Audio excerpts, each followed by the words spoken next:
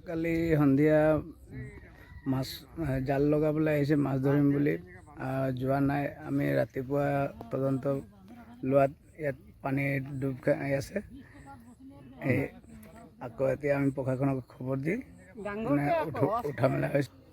উঠোৱা হৈছে আৰু এতিয়া প্ৰশাসনে পোষ্টমৰ্টমত লৈ যাব বুলি কৈছে। তেখেতৰ নাম হ'ল সুৰেন গোৱালা। কিমান হ'ব বয়স 60-65 বছৰ হ'ব। ক'ৰ হয়? আমাৰ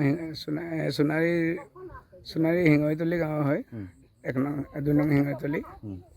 তেওঁ মানে মাজে মাজে আহি থাকে আৰু দিন হাজিৰা কৰা মানুহ হয়। মাছ চাছ অলপ বেছি পালে বেচা কিনাও কৰে আৰু মানে